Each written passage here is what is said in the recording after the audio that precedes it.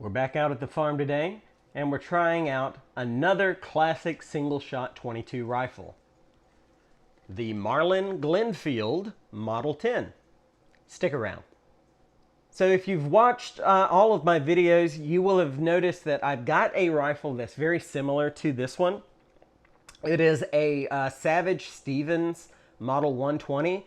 It's the same sort of, it's the same action. It's a single shot bolt action rifle with a plunger for your firing pin there. So the way it works is you open up your chamber, put in one single 22 bullet, close it, pull back your plunger, and then you can fire. Now, since this is a single shot rifle in .22 long rifle, it can also shoot .22 longs and .22 shorts. And while I have not seen many .22 longs in a store ever, I have seen .22 shorts quite often, and I've used them before in the Springfield 120 and in my .22 revolver, that Ruger Wrangler. So, you know, if it can shoot .22 long rifle, really it can shoot .22 short and .22 long. But like with your semi-autos, it's just not going to work every time. And with many of your bolt actions, it's not going to work every time either, because that magazine really, if it's for .22 long rifle, you really don't want to be shoving .22 shorts in the magazine. This has no magazine. Again, if you open up your chamber here, all you've got is one little spot here where you can put in a bullet and fire. So these guns were made from 1966 to 1978. These were sort of the discount versions. So these would be the ones that you would find in your Kmart stores, which is sort of what all the Glenfields were. They were, while functionally the exact same, and all of the parts that matter are the exact same, the Glenfields were your budget line for Marlin. So these stocks that came on these were a walnut stained birch, I believe. So very similar to the Glenfield 60 and the Marlin Model 60 line. And these do have the squirrel stock on it. But this one, I'm not sure if it's been sanded down or if it's just worn down from age. It's got to be sanded down because our squirrel here is nearly invisible. To me, I think this is a groundhog, honestly. I'll have to do some research, and if I find that some were made with groundhog stocks, I'll put it in there. Groundhog, chipmunk, something, but there's no tail on this squirrel. Now, I have not found a whole lot of information about this gun online, other than when they were made. Found that on some old Marlin forums, and that it is essentially the same as the Marlin 101 and the Glenfield 100G. So all of those rifles functionally the exact same, but you would have, you know, some nicer quote-unquote quality with the Marlin branded ones. The stocks may be different, they may be finished different. Again, I feel like this one may have been sanded because there's no finish that I can see on this. Now this one is not, this is not my rifle. This one's just on loan to me. But before I give it back, I'll probably spray the stock down with some Ballistol just to, you know, get some oil or, you know, some sort of finish back in this to preserve it. I can see right next to our bolt handle here, there's a tiny crack in the stock there. I don't know how well that comes out. I'll put some close-up video in there. But this would have been a primary competitor to that Savage Stevens 120. And we have seen from the other videos that I've made on that Savage that the rear sight and the front sight on that Savage did not go well with each other. Could not get it to shoot on target, so I put a scope on it. But while we're on the topic of that, what were these single shot rifles for? I mean, 1966 to 1978, the Marlin Model 60 would have been around during then. Why would you want a single shot bolt action rifle. Well, many folks consider these good training guns. So if you're trying to get kids into shooting, this would be the sort of gun that you would want. There's very, very little chance of accidental discharge or negligent discharge with a rifle like this, just because of all of the steps that go into place when it comes to firing one. So with that Marlin Model 60, I mean, if that magazine tube is loaded up, you just keep pulling the trigger until it's empty, and you'll just keep firing. Which, for someone who understands how to use a firearm, that's fine. But a new shooter, they may pull the trigger on accident. They may fire once, think that it's empty, and turn around, accidentally pull the trigger and shoot somewhere that is not downrange. With a gun like this, you really have to have purpose behind every step you take when it comes to firing it. So you'd load the bullet in, close our chamber back, and you have a safe gun. It is not going to go off. That plunger has to be pulled back and then has to be released for that to fire. So that's what I still see these mostly being like very, very good for. That Savage 120 will likely be the first .22 rifle that my daughter shoots.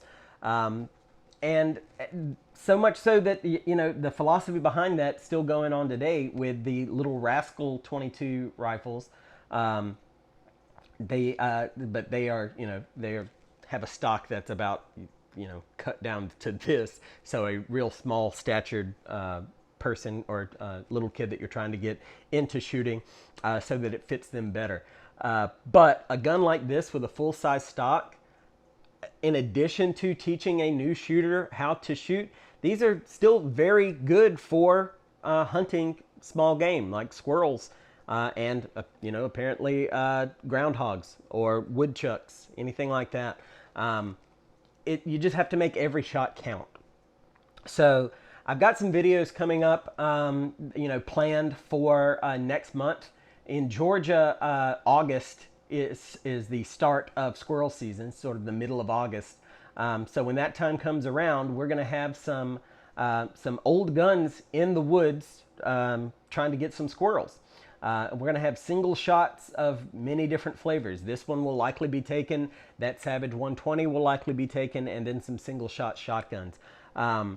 But that's just going to be showing how this gun is, it's not useless. It's not something that should just be sitting in a safe unless, yours has a lot of sentimental value to you and there's some parts that are wearing down, something like that. These are still absolutely applicable to hunting squirrels. And this gun and the others, like I've mentioned already, will get some use in the squirrel woods this year. So let's take this out to the range. Let's shoot some targets with it. Let's see how accurate these iron sights are with it and see how well we can do shooting some clay targets at relatively moderate range. All right, we're back here on the range. I'm going to apologize that you guys can't really see my face, but I had to set up in the shade. It is too hot. So we're going to take a few shots with the Model 10 here. I'm going to be shooting some CCI mini mags.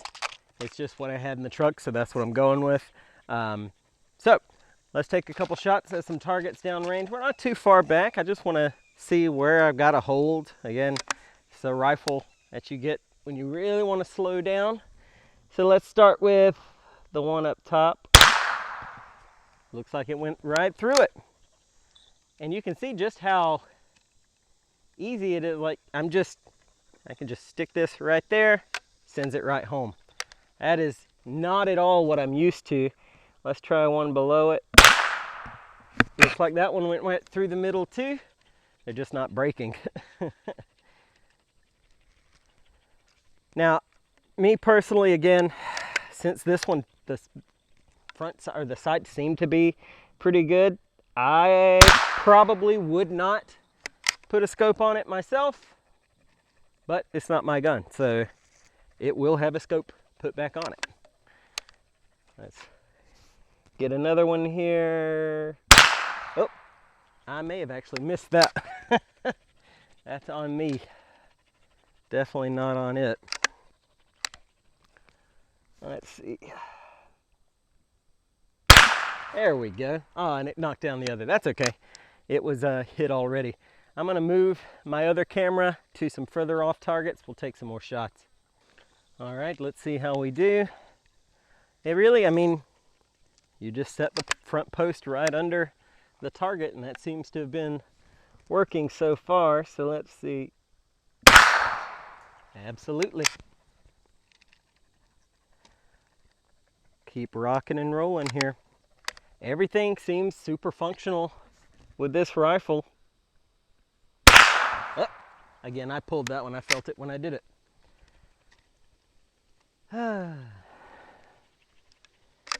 So the gun is clearly more accurate than I am.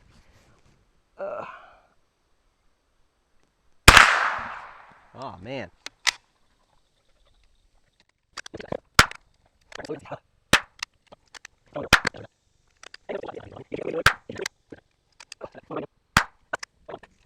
I have no idea where this thing's going.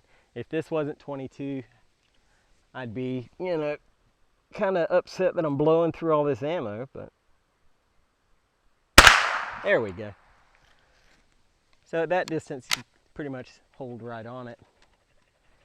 Let's see if these others are the same. Oh. Nope. So what we're gonna do, clearly, we gotta kind of see where this thing is shooting, so I know if I can raise or lower this bottom side. I'm gonna put some targets up, some paper targets, and see where I'm hitting on paper. We'll go from there. All right, before anyone has time to comment, yeah, this isn't the best stand, or the best support, but more stable than I can do offhand, I know. So we're gonna shoot a group down there and see where they're hitting. Gonna just do the best I can. Shoot two more, and then we'll go take a look.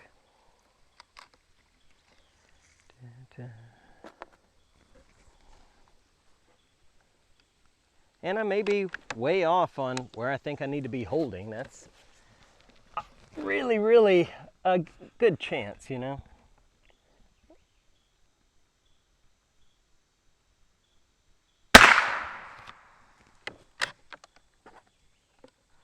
And I'm aiming right in the middle of this target. So.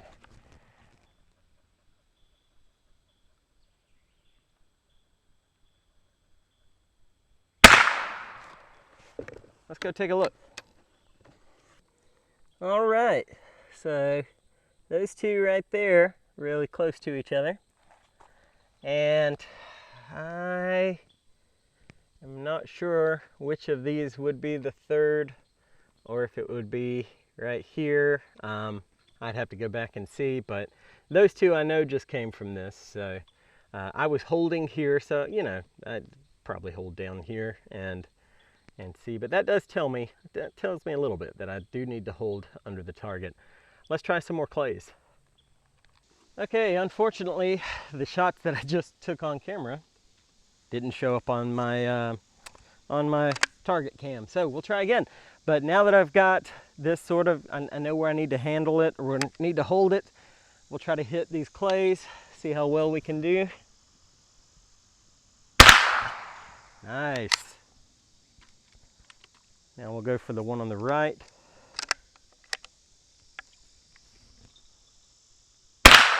Perfect.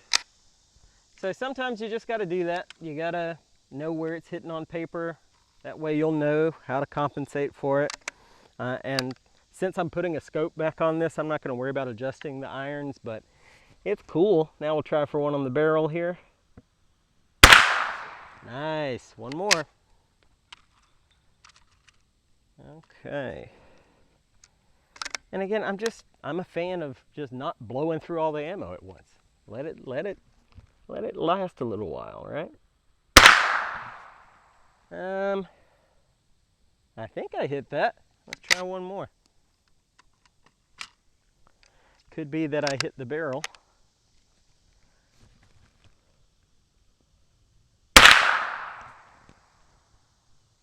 Huh. Oh well. We got most of them. Let's get back inside. It is hot. Let the record show that I did, in fact, hit this clay. Just didn't break. So what else can I say about the Glenfield Model 10? It's a very solid rifle. It really is. Man, if I ever saw any more of these in a shop anywhere, I would not hesitate at all to get one. Just because, I mean, I know these are never going to be made again. Ruger has made it pretty clear that they do not intend to bring back the Marlin line of 22 rifles.